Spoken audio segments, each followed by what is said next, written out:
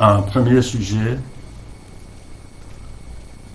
Le sujet numéro 1, qu'est-ce que c'est que le temps de travail? Et puis, deuxième sujet, quelles sont les heures de travail et quelle est l'articulation avec la RHT? Le temps de travail, c'est tout le temps qu'on met à disposition de son employeur. Vous avez vu qu'il y a quelques jours, le syndicat des services publics a gagné un jugement dans le canton de Zurich qui dit que très clairement le temps de travail est également applicable au temps qu'on consacre pour se changer. Concrètement, si vous devez porter des habits de travail, s'il faut avoir des uniformes, s'il faut avoir des outils de travail, tout ce temps, toutes ces minutes consacrées pour ces besoins de l'entreprise sont bien évidemment à la charge de l'employeur et l'employeur doit les payer. Le temps de se changer, c'est quand on doit mettre les habits de travail, soit on le fait à la maison et puis ensuite on se déplace au travail, soit il y a un vestiaire à la disposition des employés pour arriver en habit civil et puis ensuite on se change. Donc dans le premier cas, la situation est telle que quand vous portez les habits de travail, par exemple dans les transports publics, parce que vous ne pouvez pas vous changer au travail, et certains employeurs imposent des règles en matière de comportement quand vous êtes identifiable avec les habits de travail. Si vous avez l'uniforme de votre entreprise, par exemple, certains employeurs disent qu'il est interdit de boire de l'alcool ou de fumer ou avoir d'autres comportements. Donc, vous avez une restriction de vos libertés individuelles pendant que vous portez les habits de travail. Ces restrictions vous imposent d'avoir, disons, une certaine disponibilité au service de l'employeur. Pour moi, c'est une question qu'il faudra plutôt, par analogie, le rapprocher au temps de piquet. Parce que en portant les habits de travail, puisque vous ne pouvez pas vous changer sur le lieu de travail, un vestiaire qui soit sous clé, parce que si vous arrivez avec des habits en civil, il faut pouvoir les mettre quelque part qui soit sûr, qui soit inaccessible pour les autres, donc vestiaire avec une clé que vous conservez. Et dans ce cadre-là, vous avez les habits de travail et vous n'avez pas toute la liberté nécessaire pour faire tout ce qu'un citoyen lambda peut avoir en Suisse. Donc il faut qu'il y ait une rémunération assimilable au service de piquet, puisque vous ne pouvez pas, vous n'êtes pas totalement dans votre temps libre et vous n'êtes pas totalement au travail non plus, donc il y a une rémunération nécessaire à prévoir pour ça. Deuxième cas de figure, c'est quand il y a des dispositions nécessaires que l'employeur a mis à votre service, que vous pouvez arriver en civil et puis ensuite vous changer au travail. Dans ce cas-là, bien sûr que c'est le temps que vous consacrez à vous habiller, à enfiler les uniformes. Ça fait partie des heures de travail et, disons, ce que je disais précédemment concernant le service de piquet ne s'applique pas. Ensuite, il y a aussi une question concernant à partir de quand nous sommes au travail.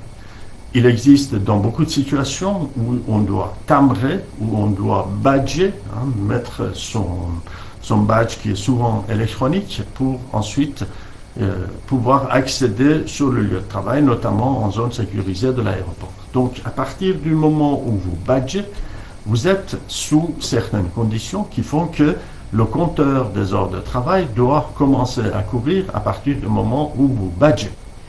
Donc, toutes ces minutes-là, toutes ces dizaines de minutes par jour, etc., on est arrivé à des calculs, très très importants qui vont jusqu'à 2 semaines de travail par année que chaque travailleuse, chaque travailleur consacre pour mettre les habits de travail et puis ensuite l'employeur doit bien évidemment les rémunérer. C'est une clause qui est depuis des années dans la loi sur le travail, ce n'est pas une nouveauté. La nouveauté, c'est que il y a une jurisprudence, il y a un tribunal qui a été saisi par le SSP et que nous avons gagné dans ce cadre-là. Donc c'est très important que chacun et chacune fasse attention.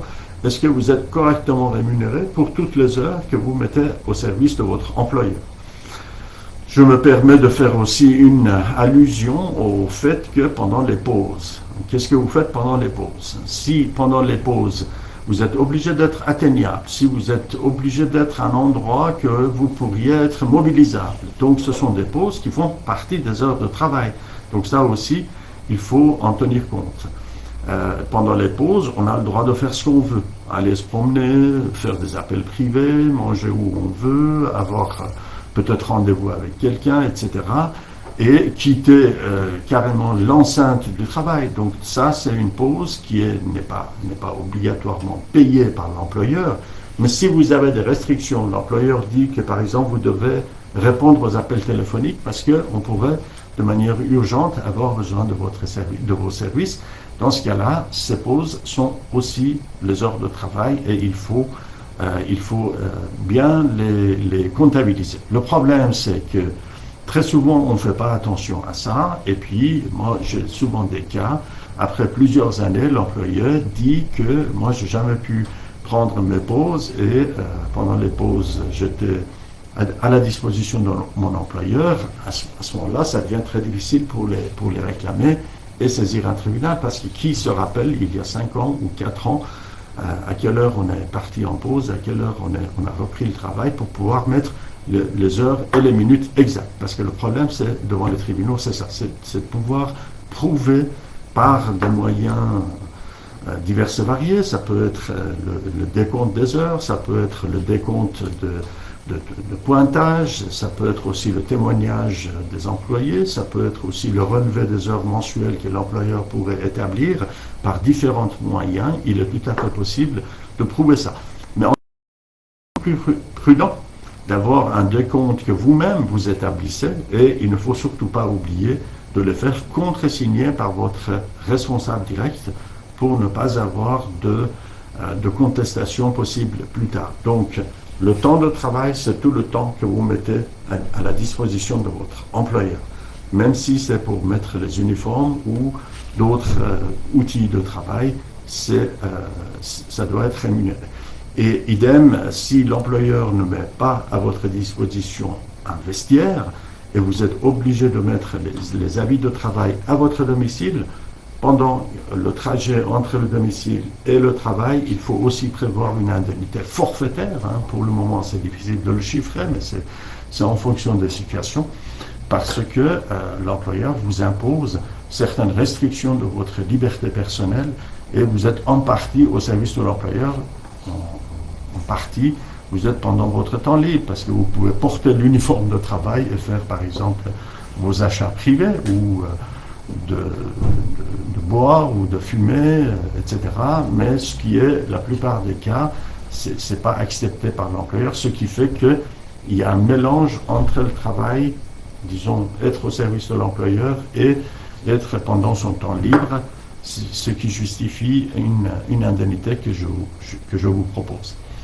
Deuxième question, c'est concernant quelle est l'articulation entre temps de travail et RHT.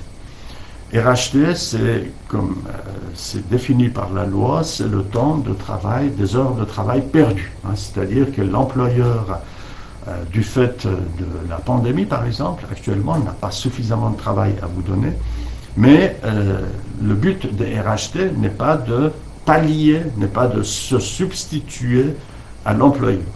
Je m'explique. Si vous êtes planifié par exemple pour travailler demain entre 6h et midi, et puis ensuite, à 10h du matin, on vous dit que maintenant, il n'y a pas assez de travail, vous rentrez à la maison. Et le temps restant, c'est-à-dire entre 10h et midi, l'employeur risque de vous mettre en RHT. Là, on est très clairement dans le cadre d'une fraude aux assurances, parce que l'employeur, en réalité, transfère ses charges sur le dos de l'assurance chômage, parce que c'est le chômage qui paye la RHT.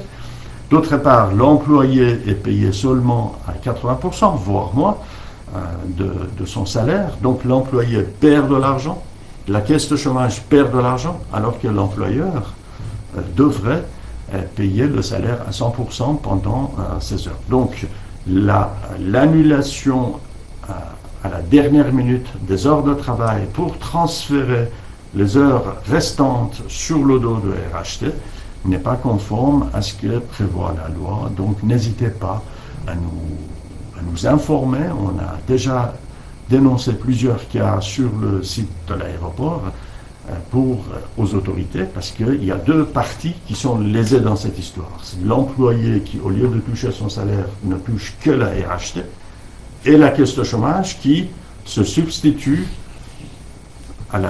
au devoir de l'employeur de payer le salaire, alors que l'employeur aurait dû le faire. Donc c'est des situations qui sont extrêmement, malheureusement, répandues.